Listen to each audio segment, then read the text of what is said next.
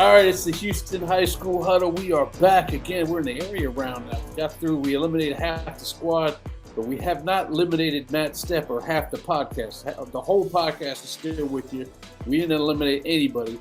Matt Stepp was out and about. Heck, I saw him in front of a Whataburger. Man, the camera on your phone, by the way, is so picture perfect. I had to look at your instant reaction about 5 times, make sure you weren't photoshopped in there. But I was like, why would he Photoshop himself in front of a Whataburger? That's how crystal clear your phone was, man. You need to take that in and say, you don't need to upgrade nothing. Oh, is it an Android? Yeah, it's an Android. It looked perfect, man. I was like, holy cow. No doubt. But we saw some crazy stuff in the first round of the playoffs. And before we get into the brackets, let's talk about some by-district thoughts. And you know what I want to talk about? Because I was texting you while you're trying to get all your stuff together for next locations and stuff. I was like, what is happening in 6A Division II? I wanted my boys from Summer Creek to have a little bit of a battle, but now all the dogs that I thought was going to give them a fight bowed out. We got Hightower leaving. We got Shadow Creek leaving us. We got Klein Kane leaving us. Yeah. Talk to me. Which one shocked you the most? I think Shadow Creek losing to Elkins was total shocker. Hightower losing, like Manville. We've always thought Manville had it in them. Right. I hadn't seen it most of the year. I did not. And so they showed up. And Hightower, if you really look at their resume, 9-1 record, but really what was their best win? Is it Westfield? Right. They got beat in the first round. And Westfield's out. Yeah, I didn't even mention them. So, I think maybe looking at the whole picture of the resume, maybe Hightower just wasn't as strong as we thought. Shadow Creek was shocking because they had really played well since that season opening loss, and Elkins had shown no signs of doing what they did last Thursday night. Credit to them. It's a great win for Elkins, one of the biggest wins they've had in a long time. So it's got to be. Really nice win for those guys. It really, Summer Creek was already the favorite in Region 3, 6A Division 2. Now they are they're a capital F on favorite, right? It'll be shocking if they don't get to the semifinals. Like the bracket is just opened up. That's no discredit to the teams in their region. It's just the facts. Yeah, they're a powerful team there. They now don't have to fight through what we're going to talk about. North Shore and Atascocita in Division 1 have to fight through. They're going to play games that they should be able to beat. Now they may fall victim to lackadaisical play because maybe the competition is so low. But yeah, they got to stay focused. Coach Anderson's going to have his work cut out for him to keep his guys focused because they're probably looking ahead to, hey, we want to get back to AT&T Stadium. We want to erase that memory, that embarrassing performance against DeSoto last year. But they still have a lot. The playoffs are a long grind, and if you overlook anybody, especially you start getting past round 1, and anybody's capable of beating you if you don't play well. Absolutely. Yeah, there were some wild ones in there, and we're going to go ahead and get into that stuff as we start getting into the brackets here. Let's first take a look at – let me lose that little screen right there. Hold on a second. I'm going to pop that thing off of there. We do need not to see that. Producing on the fly. Let's talk 6A Division 1 right off the bat, Region 2. Everything kind of went the way we thought up in the top half, but Cy Ranch putting up that defensive effort against Klein Kane and holding them to 17 points and getting that win was you said to watch out for that one. Matter of fact, I used your advice to send a camera out there, and we got that upset there. It's actually one of our better cameramen too. So that was mail, right? Exactly. There is a check in the mail for you. Probably not as much as you expect it to be, but it's coming. And now they face the Woodlands and they're playing at FCU over there in Cy-Fair. Talk about that matchup. Can Cy Ranch keep doing it? I mean, familiar field. Who gives a real crap at this point? But they've shown they can shut down good offenses. Yeah, Cy Ranch. When they're good, they're really good. Like they beat Cy Woods. They nice win over Klein Kane. They'll also lay an egg on you. The Bridgeland game But I think the key is getting their quarterback back. Owen Cassette came back last week, and I think that's key. That defense for Cy Ranch is really, really good. I know the big defensive end that's committed to Oregon State had a pick six, an unbelievable pick six in that game. Yep. That's the key. And Cy Ranch's defense is going to have to stand on its head again against this really dynamic Woodlands offense. Woodlands is playoff tested, playoff pedigree. So even though they're on the road, you got to give the edge to the Woodlands here. They did what they should do against Aldine Nimitz. They dominated. And you expect, I think the Woodlands, I don't expect them to dominate Cy Ranch, but they just got a little bit too much. I think Coach Blaylock is going to get Cy Ranch going, and they're going to be a real factor, I think, in the district and in the Houston area next year. This is a great first year, especially considering how late Coach Blaylock got there. We're talking about a guy who was hired in June, basically. And the job that he and his coaching staff have done there at Cy Ranch is really impressive to get to the second round. They'll put up a good fight, but I like the Woodlands in this one. Yeah, I was going to say I like it too. You look at the top there, and we'll mention North Shore when we get on down to Region 3, but North Shore's not having the kind of road that Duncanville is. They didn't have much problem with Temple. Now they're facing a Rockwall team that gave up 70 to North Crowley, who's a team that Duncanville has beaten in the past, but now they're a little bit more evenly matched. I don't expect it much of an issue with Rockwall in this one. So they're just there was a lot of 4 seeds across the state that upset 1 seeds. That Rockwall beating Saxe was one of those 4-over-1 upsets. Congrats, Rockwall! It's been a great season, but it's it's time to wrap things up. This is Duncanville big. Yeah, they're playing on a different level. Probably get Duncanville in the Woodlands once again. They've played, I think, 3 or 4 years in a row. We'll probably get it again. Well, I mean, Duncanville's been playing Spring Westfield over the past couple of years, but in the fourth round, and they've played the Woodlands in the 3rd round. Oh, okay, interesting. Yeah. That'll be a nice little matchup there. Let's move on to the next side of the region. There's a Saturday game up top between North Forney and Waxahachie, but what we're concerned with is the Conroe-Bridgeland game. I feel like Bridgeland played a little bit with the food. They feel like a team that plays to up or down to their competition. I don't know how well that's going to suit them throughout the playoffs, but they did get the win. It was a touchdown win. I thought they might win by a little bit more, and they're taking on a Conroe team that does have good parts, but I don't know if they have enough good parts to hand with Bridgeland in this one. Yeah, Bridgeland, I don't think played. They did get pushed by Klein Oak, and I think Klein Oak, a lot of credit to them. Great turnaround year. They're going to be a team to be a factor in Klein ISD in the next couple of years.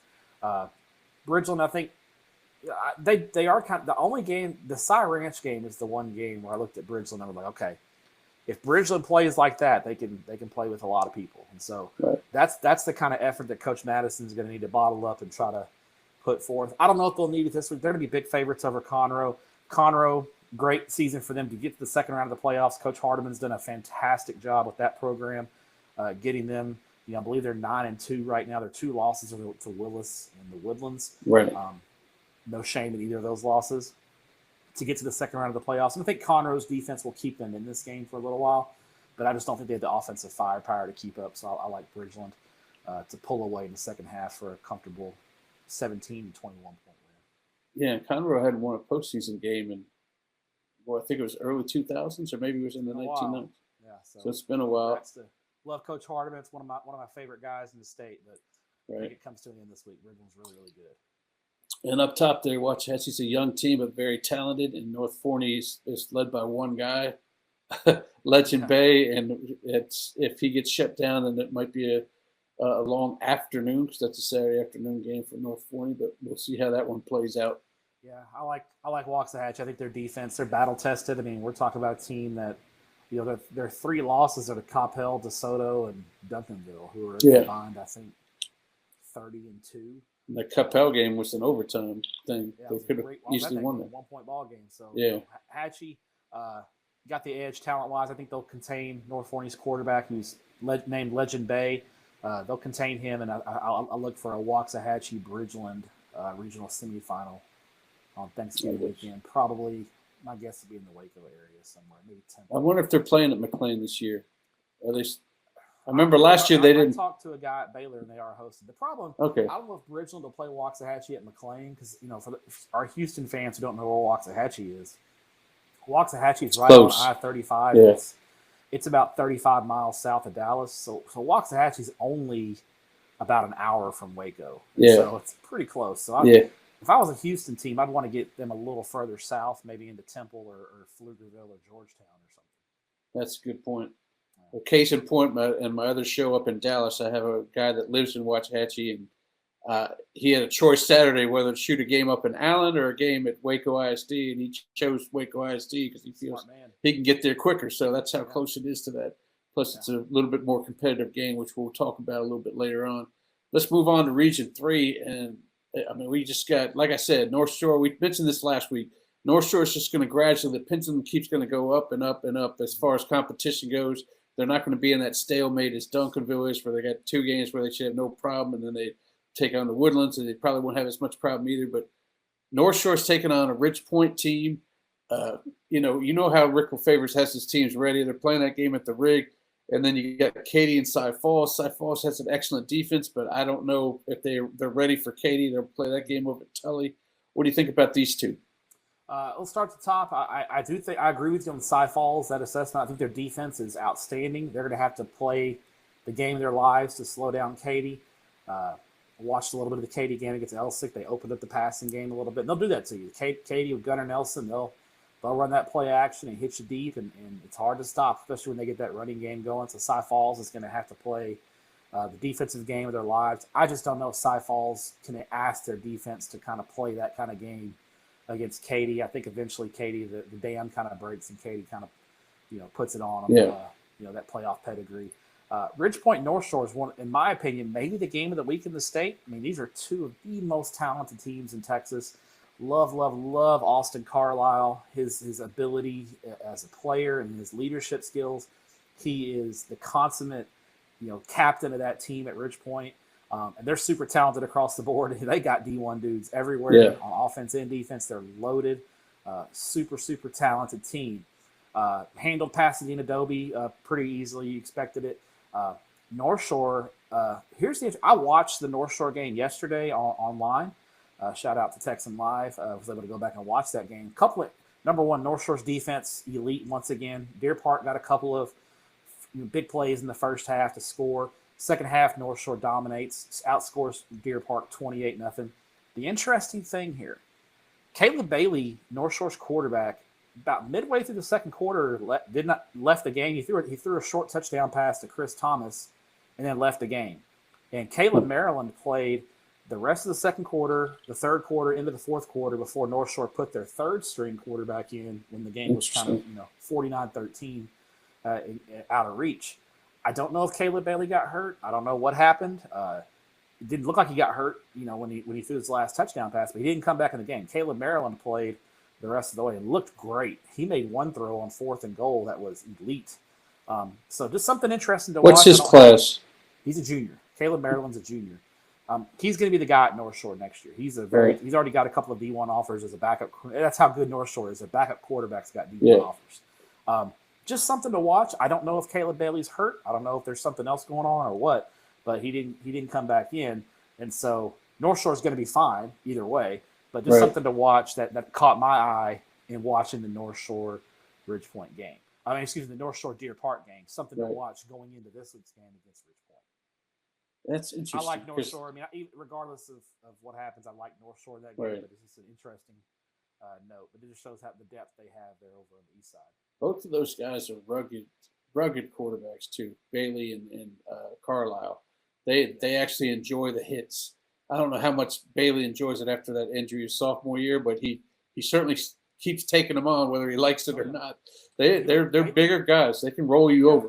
He looked great against Summer Creek, and he looks good against Deer Park last week. But like I said, I don't know. Maybe, my hope is he did not get hurt. Maybe it was just a precautionary thing. I don't know, but we'll see what happens Friday. Just caught my eye for sure when I went back and watched that game. Yeah, and the top half for me at least, all that sits in my head is that Cy Falls Memorial game that we had at Camrat where they couldn't score but 7, and that was a Caleb Bird's fumble recovery. And if that offense shows up against Katy, then I have a guy going to this game because it's close to his house. He'll be gone by halftime, and I'll be still out at Kimbrough Stadium, and he'll be like, I got your stuff sent to you already. I was like, oh, okay. Good work. Stadium's a great stadium, at least. I love Tomball. Yeah. It's one of the classics in the Houston area. Excellent. Hey, let's go to the lower half of the region. Lamar took out Cy-Fair because they scored early and then hung on to win that game. They're taking on Fulshire. Again, Fulshire hasn't played a tough game since they beat Ridge Point way back in whatever. I think it was the second week of the season, but week 3, yeah. yeah, week 2 they took out Pearland, then they took out Ridge Point, and then they just been kind of cruising since then. Lamar will give them a little bit, but I don't know if it's enough. And then you have Pearland taking on Atascocita, which is one that I'm going to enjoy seeing. I guess that was a coin flip game since they're playing it at Atascocita. The return game. They played last year. There you go. So Pearland owed them a trip. I got you. Atascocita gets the home game. Top of the bracket, Pato did put some points up on Fulshear. Now, they couldn't stop Fulshear's running game, but they did. Pato did score some points. Just don't know if Lamar has the juice to keep up with Fulshear. Go Daddies. Speaking at another classic stadium, they're playing this one at Rhodes. That's right. Stadium there in Katy. So interesting facility for that matchup. I think it's because Katie Jordan's playing at Legacy that night. So they had to go to Rhodes. I like Fulshear, that running game. They got 4 or 5 different backs. They rotate in and out. Kaduti's got an awesome mustache working on the sidelines. They're just, they got dance. Tell your camera guy if he's at the game to get a good shot of that Caduti Movember mustache. I saw that. That is pretty sweet. Yeah. I will have a guy there. The bottom of the bracket, Atascocita at home. Carde Mack had a huge game. Did you see that? Man, that was ridiculous. I mean, there's a bunch of ridiculous 5-district individual performances, but the way that Carde Mack broke for, and they needed every single one of his scores because that was a close game. Man. Yeah, John Snelson's got to hate Craig Stump's guts, man. He just cannot get past Atascocita. Dickinson, they run into each other all I remember the first time I watched Dickinson and Atascocita play. They played at NRG Stadium one year in the second round, and Atascocita beat them that year. It's just they always play, and Atascocita, it's always competitive and close, and Atascocita just always seems to find a way to win. So when they did it again, defense, a little concerning. That's the thing about Atascocita is other than the North Shore game, they really haven't had a lot of really just stellar defensive. Kingwood touched them up. Summer Creek touched them up in the second half. Yeah. I guess they played well against Westlake in the second half of that win in Austin. But there's been some moments where Atascocita's defense is less than head scratchers. I don't think Pearland has enough offense to keep up with Atascocita. I feel like this is going to be another kind of like Cy Falls Katy, where Cy Falls Pearland's defense will keep them in the game for a while, but eventually the dam breaks and Atascocita hits a couple of big plays and it just takes off on them. So right. I think we're going to get Atascocita and Fulshear in the third round, which is a whale. That'll be a sweet one, and the one we just talked about, we get North Shore and Katy. What in the world? They throw that thing in NRG. I know exactly where you're going to stop at Frenchie's and go right over there and sit back and enjoy yourself a doubleheader if that's the case. Let's just make it a triple header on Black Friday. Why not? Let's just do a Black Friday. Let's do it. In between games, you can shop for something special for the missus. There you go. On sale. All right, let's move over to Division II. This is where we got some wildness going on. Although I like the Willis Tomball game here. Willis is, they're playing. They see their thing will open up a little bit here, and they may have a chance to get another revenge game with DeSoto. DeSoto playing Wiley East. They're going to be a big favorite on Thursday night. Agreed. But what do you think about this Willis Tomball game? Obviously, this is a 10-1 Tomball team. It's not a 6-5 team. That's usually in the second round. Yeah, Tomball, they struggled a little bit with Cy Springs. Cy Springs hung around on Saturday in that game, and Tomball, they struggle with it. So I think Tomball's going to have to play really well to keep up with Willis. Willis is a team. They're playmakers across the board, just really, really explosive. I think Tomball, I think Willis is going to – if Tomball hangs around, they can pull it out late. This is what they do in the playoffs. I think Willis needs to jump on Tomball early, kind of like what Klein Kane did when they beat Tomball. Kind of a similar game plan. Just get on them early, make them play from behind. You don't want to be in a one-score game with Tomball in the fourth quarter because they'll pull out some magic on you. So I think Willis jumps on them quick and pulls away for a very comfortable win. I think we're going to get that Willis and DeSoto rematch. My sources say decent chance it's back in San Antonio. Back in San Antonio? Yeah. I got you. Yeah, they're going to need Oswaldo Morales there to help them with the little time of possession battle here. They can't just keep getting – they can't score too quick, man. You're going to have to make it – limit Willis's touches. Don't let those guys get the ball too many times. Exactly. All right, let's go to the other half of that. Longview Lancaster, which is going to be a sweet matchup. Are you going to that one or no? Or we'll talk about it later. We'll talk about that later. I won't be at this game though, but it's a rematch of last year's 5A playoff game. Yeah, they were in the same district last year in 5A. Longview Lancaster beat them. Yeah, game. Lancaster kicked a field goal to beat them in the playoffs. Don't let Lancaster's 5-6 record fool you. They're really good. They played a good non-district too. Listen to this. These are Lancaster's 6 losses. Let me hear it. North Crowley. Indeed. Aledo. Hebron, who's still alive. Right. Waxahachie. Still alive. Duncanville. DeSoto. Yeah, they're playing big dogs. Yes, they weren't scared of nobody. And that was their first trip to 6A. And what Coach Paul did was like, yeah, I realize I'm going into the District of Doom, but that's not enough. I'm going to go ahead and play three of the toughest non-district games that you can schedule yourself. So that one actually should be a really good one. Talk about Collins Park's win over Westfield. We kind of alluded to the fact that that was on upset watch, and that's exactly what happened. And then talk a little bit about Klein Collins again. Couldn't figure them out, but they're still playing ball. Yeah, I think, love Kyle Coates there at College Park, the job that he's done, getting that program up and running, and second year has them in the second round of the playoffs, a huge win over Westfield to get into the area around the playoffs. That's kind of a program-defining win there for the Cavaliers and Coach Coates. I know he was really fired up. He called me Friday night. Yeah, he was fired up. He wanted to talk some ball with me, so he was really fired up. And this is an interesting matchup because Collins, big win over Cy Woods as well. Really? And again, Collins continues to just baffle us week after week. I don't know. I can't pick their games because I don't know which Collins team is going to show up. I pick them to lose and they win. I pick them to win and they lose. It's the Collins curse. So I just don't know what to make of them. I feel like Collins is a little more playoff tested than College Park. So I'm going to go with Collins this week. All right. They're going to lose, but I'm going to go with Collins. I think Adrian Mitchell's got his team. They got the scare late in the year. They thought they were going to miss the playoffs, and then Klein bailed them out in week 11. Yep. Last second 2-point conversion. Collins is living right. I think we're going to get Klein Collins on Thanksgiving weekend. I like them to match up with Longview in the regional semifinals. That game could possibly be in Waco just because Longview – I think Waco is a little more of a neutral site for Klein Collins and Longview. So, and I think they played in the playoffs in 2018, and I want to say they played in the Waco area, and Longview won a close one. So, that's what I'll go with for now: Klein Collins and Longview. But these are two toss-up games; they can go either way. Yeah, we'll check back with you on Thursday. We'll do a special edition of the huddle just to get your prediction closer to the game. It'll be a 5-second huddle, but we'll just relive it. I'm just gonna pull out a Canadian loony and just flip it. And props to 13-6A. They went ahead and yeeted 14-6A right out of existence, knocked them completely out the playoffs. I don't know if I expected a sweep. I did expect 3 wins, but thanks to College Park, they got the 4th. So nice job there. All right, moving on to Region 3. Jordan against Foster. I mean, that had a potential of being yet another upset.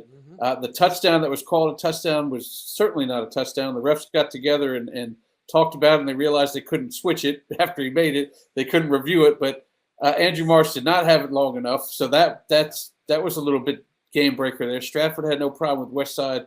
Manville, we talked about it, pulled off that upset over Hightower. Their treat is they get to go to Summer Creek now, so that ought to be a nice little bonus for winning that game. Yeah, it's a tough draw for Manville after the huge win. Having to play Summer Creek. I think this is at home though. At least they get him at home. Yeah, it's at Freedom Field. So maybe they get a little home cooking there. But Summer Creek should win big in this one.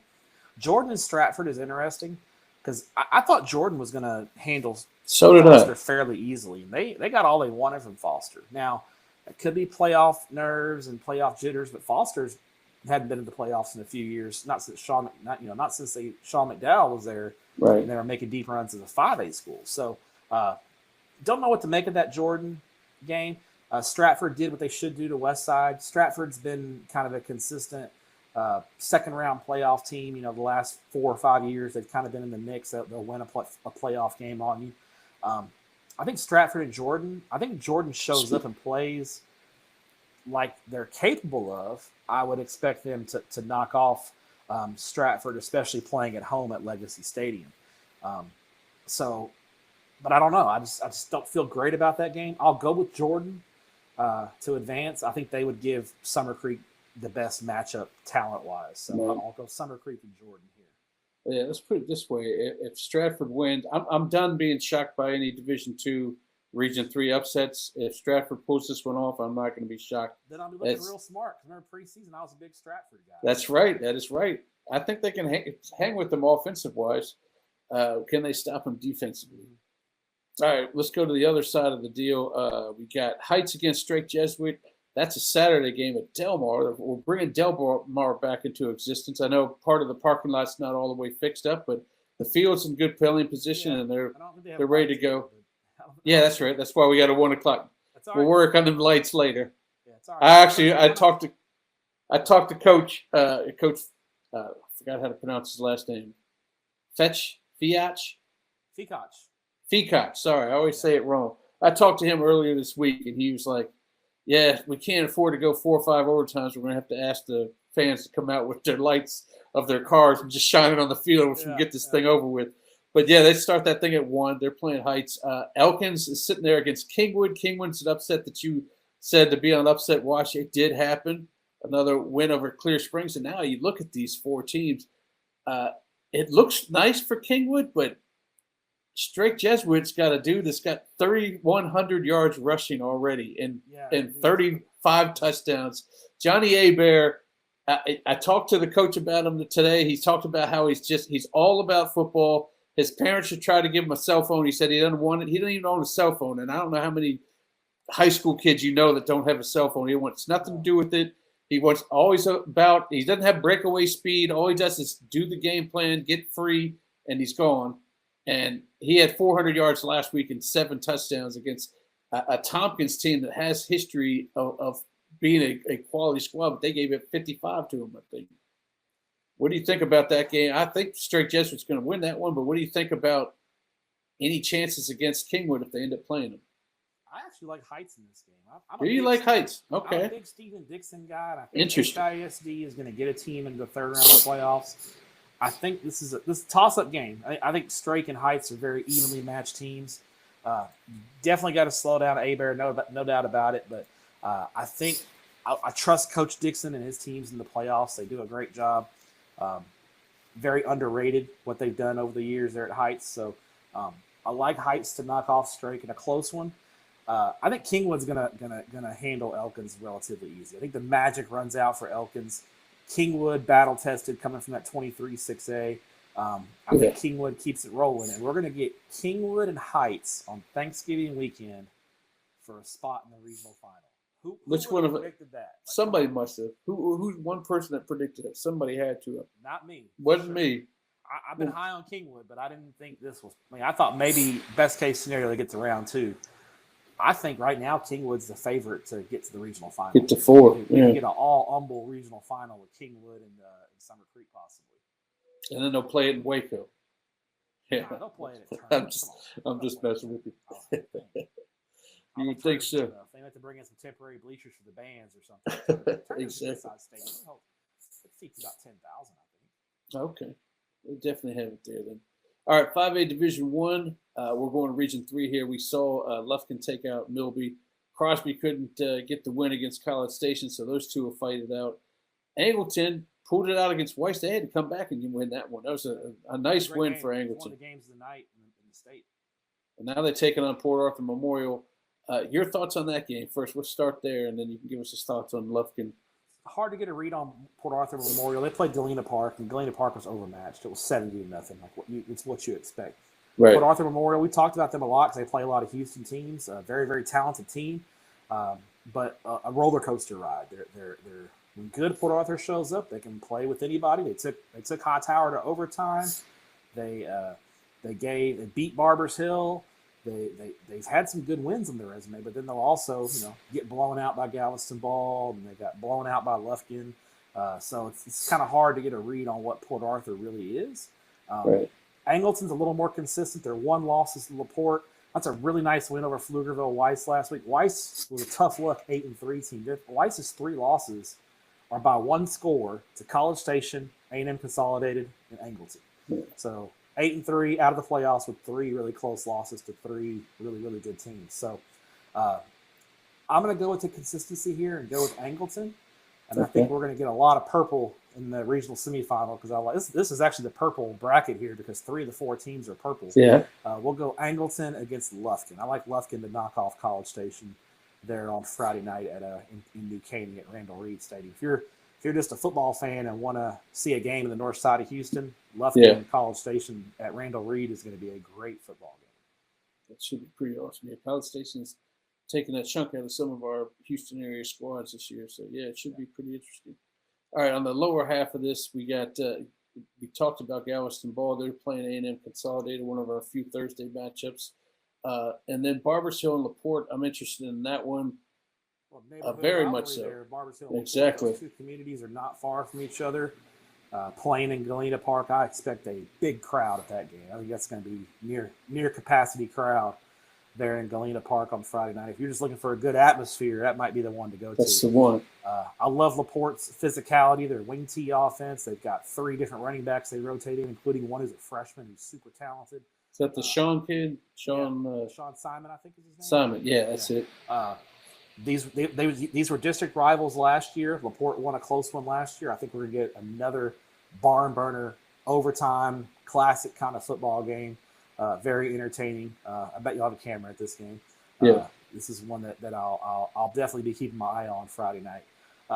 Thursday night there with Consol and Ball. Unfortunately, Ball they're just not the same team without Jonah Williams.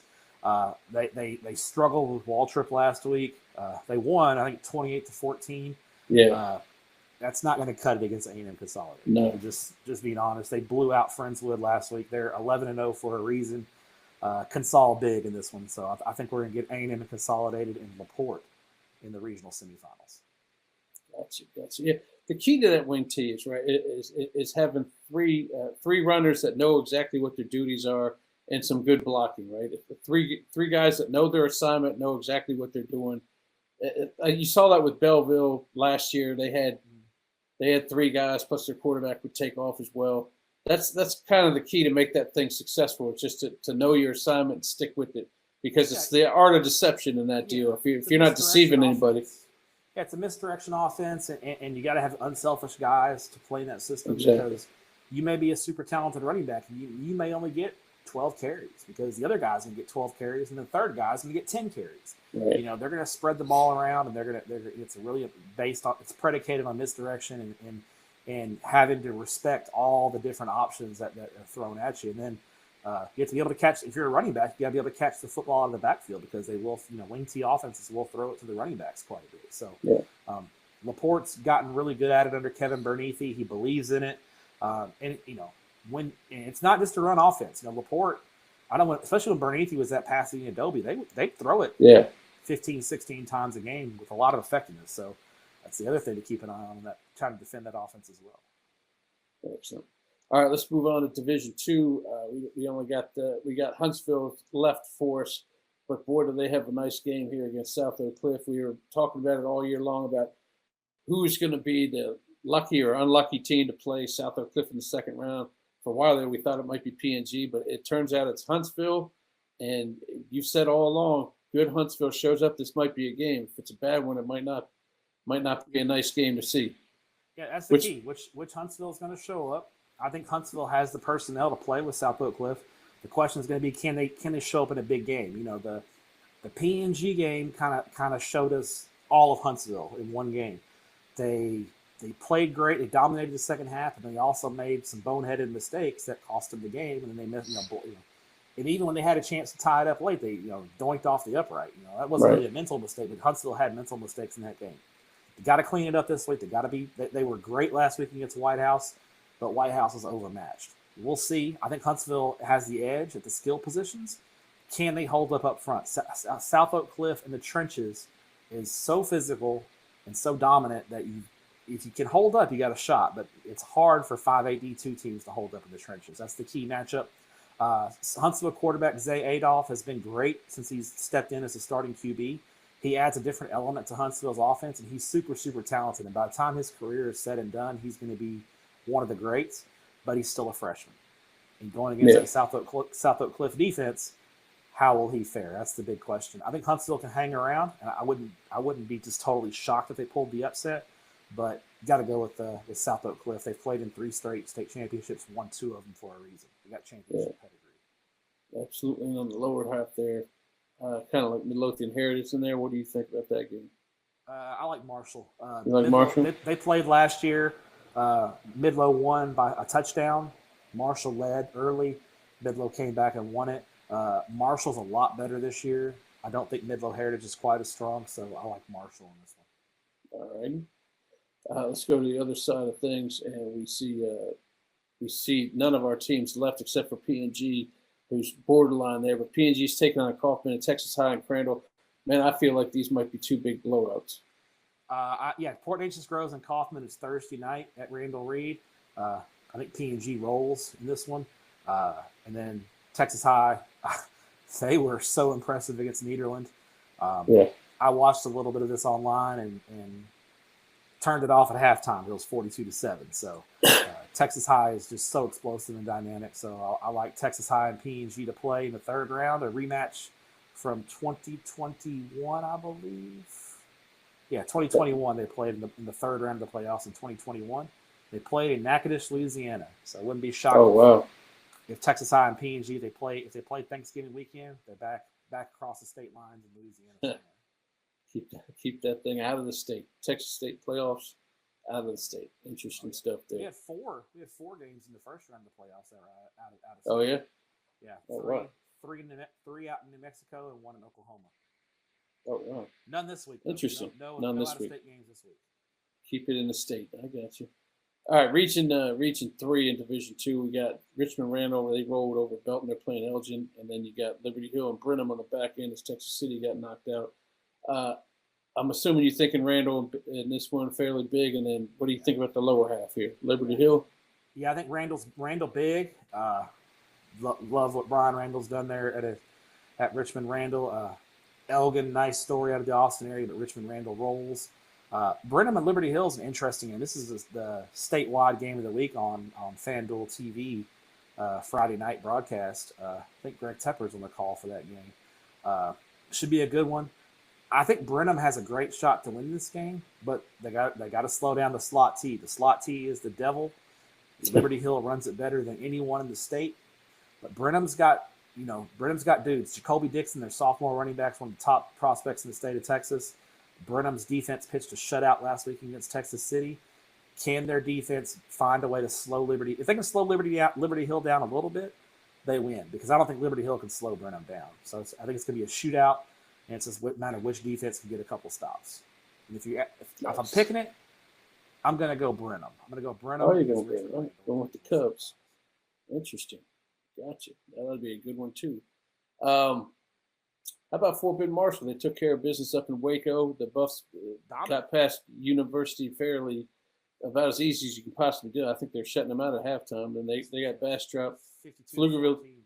Yeah, Pflugerville taking on Iowa Colony. Are we looking for a 9-5A Division II regional semi, or is Bastrop going to take out Marshall? Bastrop's not bad. They beat Liberty Hill in Week 11. So they're a good team. They're a very good team. If the Fort Bend Marshall that showed up last week against Waco University shows up, I like the Buffs. But consistency has been a concern for Fort Bend Marshall over the past 3-4 years. So let's see if they can keep it up. I'll go with Fort Bend Marshall, but Bastrop's dangerous. Keep an eye on them. The bottom half, I think Iowa Colony rolls on Saturday. It's a Saturday game there at Waller. I think Iowa Colony rolls big over Pflugerville. So I think we're going to get Iowa Colony, Fort Bend Marshall, round 2 in the regional cities. All Houston matchup, which I know you love. Exactly. And I know you love the fact that I even after 1 week and telling you that I was going to get it right, I still can't spell Marshall right on these graphics. I still can't do it. Killing me. What's going on here? I had a week to think about it, and I still got it wrong. Killing me. All right, I'll figure it out at some point. Let's go down to We can't spell. We know to spell Redskin. Okay, let's talk about Division One, Region 3, and 4A. Needville's still going. Navasota's still going. We were hoping for some 11 4A wins, and we got one in the lower half. But let's talk about it.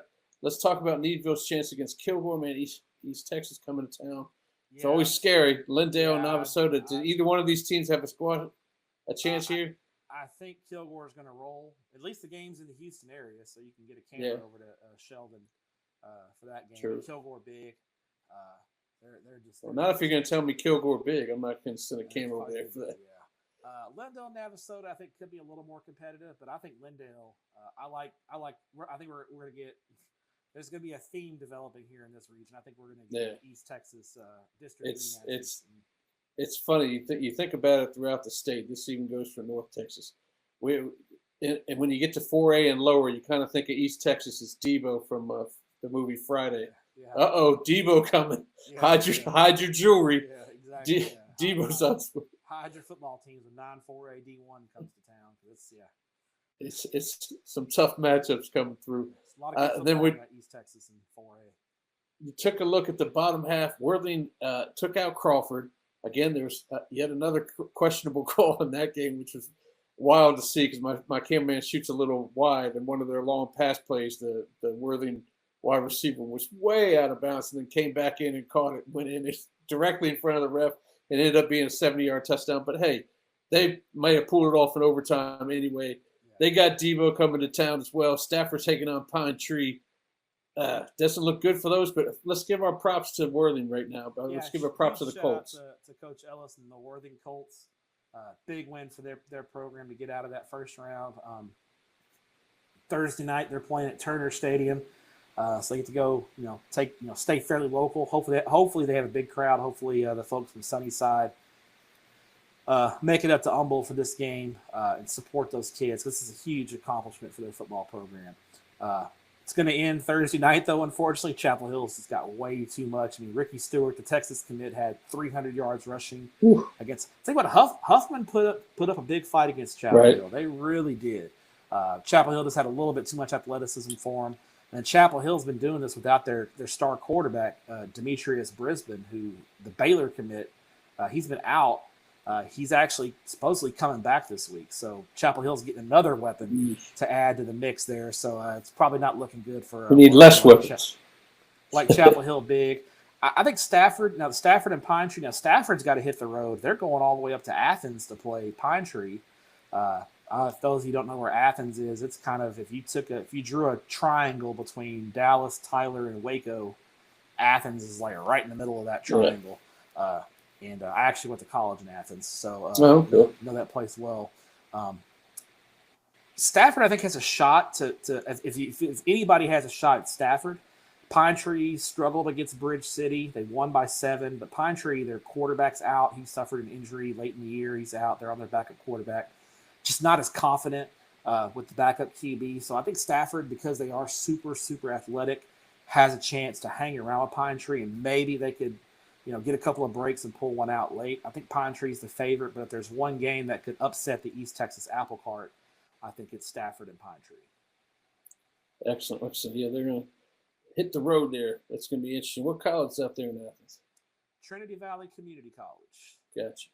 TVCC. TVCC. As they call it. All right, let's move. Playing at Bruce Field in Athens, Texas. Bruce Field. Nice stadium. Gotcha. Well, I'm throwing up Region 4 here because our boys from Bay City, they weren't messing around. They were trying to hit triple digits and jack up the scoreboard over there where they were playing. 87 against Hidalgo? Yeah, 87. And now they're ready to play against Canyon Lake. El Campo couldn't do the same against Cow Island. They're taking on Somerset. But how much further can these Black Cats keep going? I think Bay City can win the region. Now, it's going to be tough to get to round 4. But at this part of the bracket, I think Bay City is the favorite to get out. I think they should handle Canyon Lake. The athleticism that the Black Cats throw out, Robert Jones's ball club is just super, super talented at the skill spots. That's a problem for a lot of these Region 4 teams. So I like Bay City. I think they're going to take on Cal Allen. Cal Allen beat El Campo. That was the Reeve Bowl. Cal Allen and El Campo's head coaches are brothers. Travis Reeve at El Campo, who won a state championship at Cuero, and his brother Charlie Reeve head coach at Cal Allen, so it was a kind of a family affair there. But Coach Charlie Reed beat his big brother to get out. So I like Cal Allen to get to the regional semifinal against Bay City. I'd imagine that game probably be played either in San Antonio or the Victoria area. You know, if Victoria had a nice stadium, I think Victoria would be the perfect place because it's literally halfway between Corpus Christi and Bay City. But their stadium's kind of not the greatest, so I don't know if they'll go to Victoria or if they'll go to San Antonio. I got you. Interesting. Huh? Let's hope Bay City can keep it going here, man, because they've been fun to watch. Let's go to Division II. We got a couple local matchups. I believe this is at Woodforest, right? Sealy against Hampshire Finette, and then Columbia's taking Gatesville. Yeah, I think that's a Woodforest Bank. We'll go to this cool website, texasfootball.com/playoffs. There you go. I know it's your favorite website this time of year, other than It is. 7 o'clock Friday night at Woodforest. Yeah. What's your thoughts on that? I love Hampshire Finette. Ty Bryson, the quarterback's unbelievable. He's got a bevy of good receivers. You know, losing Chris Augustine early in the year hurt, but they found their running game. They got a young running back who's come in and played very well. I think Hampshire Finette, Sealy's quarterback, Kane Killo, what a game he had against Robinson. That was a huge performance from him. I think he had 8 touchdowns, and that was a nice win for Sealy over Robinson. But I think it comes to an end this week against Hampshire Finette. Hampshire Finette's a complete ball club, and I think they're going to get at least to the 4th round. Get an all-Houston regional final there, maybe with Belleville. Bottom of the bracket, I think West Columbia, the Roughnecks, nice win over Jasper, taking on Gatesville. Gatesville's red hot right now. I'll lean to Gatesville in this one, just in a close one. I think it's a pick'em game, but I'll go Gatesville. So I think we're going to get Hampshire Finette and Gatesville next week. Okay. Interesting. All right, let's go to the other side. That's our defending runner-up there, Belleville taking on Silsbee. That seems like a sweet matchup right there. And then La Vega and West Orange Stark on the bottom side. Yeah, I think Belleville's getting it going. They're playing their best football of the year right now. I think Silsbee's had a good year, but they're just not as talented as they have been. I like Belleville over Sealy for the 2nd straight year. La Vega and West Orange is a rematch of a regular season game. They played in Madisonville. This time, I believe they're playing in Magnolia. So interesting site for this one. I like La Vega. I think La Vega gets the revenge on West Orange, and I think we're going to get La Vega and Belleville next week in what should be a heck of a ball game. Should be a sweet one, shouldn't it? And I hope that's one we can grab as well. Let's dropping down to 3A Division I. Columbus battled the injuries, got through with Yo, and they are taking on Westwood. And then in the bottom half, it's that Fairfield-Yoakum game. Your thoughts on Columbus the rest of the way through this lower end or top end of the bracket? They're definitely beat up, but they're finding a way through. Last week, Columbus, you look at the final score, was 48-13. It was 48-0 at halftime. Okay. So they had that. This Columbus and Westwood is the best quarterback matchup in the state of Texas this week. Okay. Palestine Westwood has a sophomore quarterback, Kavian Bryant. If you haven't heard the name, check him out. You need to learn it. He's going to be a 5-star prospect. He's also a heck of a basketball player, averaged like 30 points a game as a freshman last year. Unbelievable talent. He leads Westwood. Westwood's also got a TCU commit at running back in John Denman. So they're very, very talented offensively. Columbus is loaded. You got Schobel. You got Rigdon. You got Braylon Fisher at receiver. The key here, I think Columbus is better on defense. I think the defense will get a couple of stops, and they'll comfortably knock off Westwood by 2 scores. I like Yoakum over Fairfield. A couple of upsets here. Yoakum was a 3 seed. Fairfield was a 4 seed. And they both won in the first round of the playoffs. I think Yoakum, they got a high-end 2026 recruit, Xavier Barnett. Keep an eye on him. I like Yoakum to knock off Fairfield. And then I think we're going to get a Columbus-Yoakum district rematch in the 3rd round of the playoffs. By the way, people looking at this bracket stuff, just know I'm not a daggone graphics genius. You see, ignore all the numbers, ignore all the semifinal, final stuff. I'm just putting stuff on a bracket, and 9, 10, 11, 12 means absolutely nothing. That's just me. It's the numbers that came with the thing.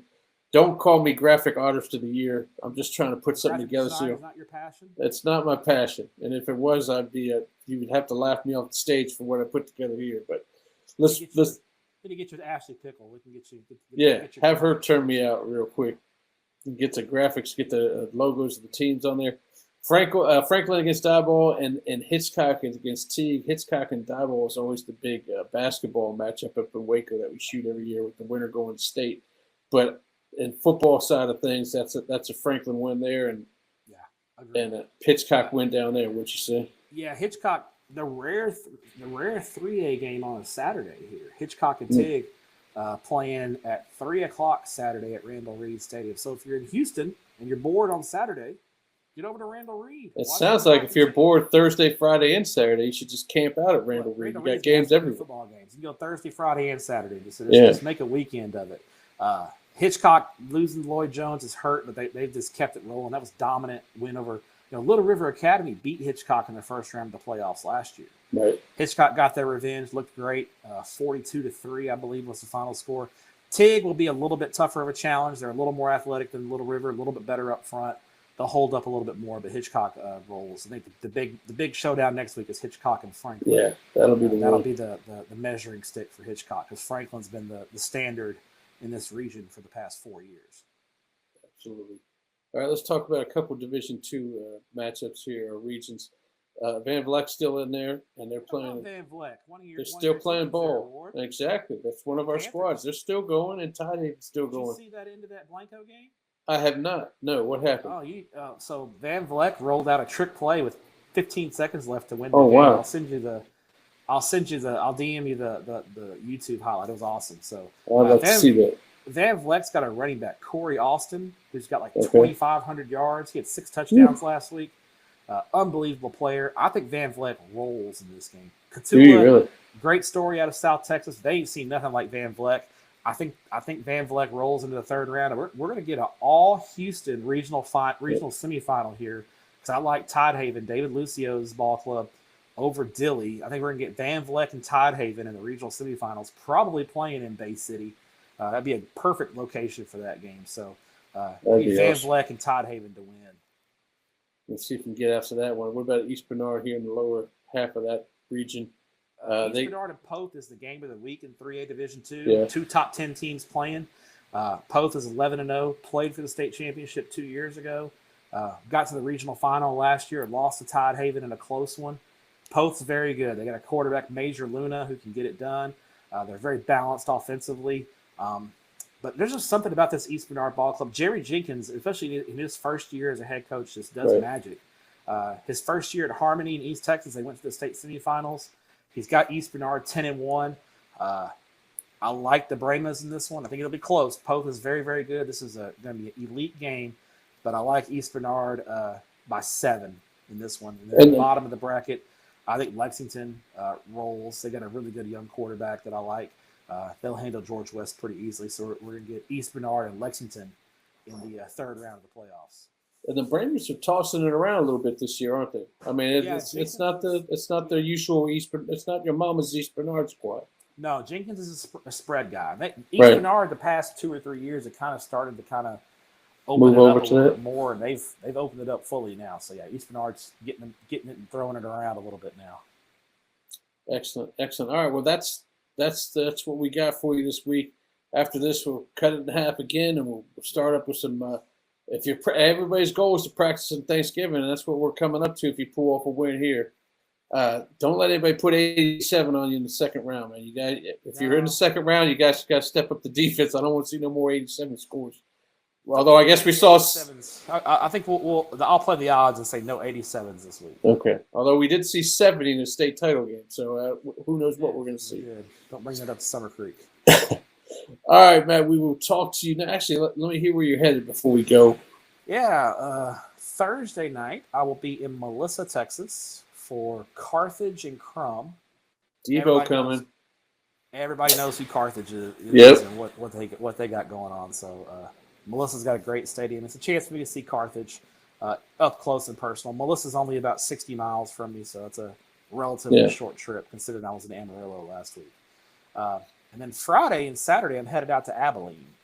So Friday, I'll be at Shotwell Stadium for Lubbock Cooper and Prosper Walnut Grove. Walnut Grove is their first year as a varsity program. They're 10-1, taking on a perennial power out of West Texas and Lubbock Cooper. Should be a great game Friday night. Saturday, I got a doubleheader in Abilene. I'll start out at Abilene Christian University. watching Lubbock Monterey take on Denton Ryan at 3 o'clock. And then if that game gets ugly or when it ends, I will head about 10 minutes down the road to Shotwell Stadium across town for the nightcap, which will be Midland High, the Bulldogs, taking on Crowley at 6 o'clock at Shotwell Stadium. So 4 games this week.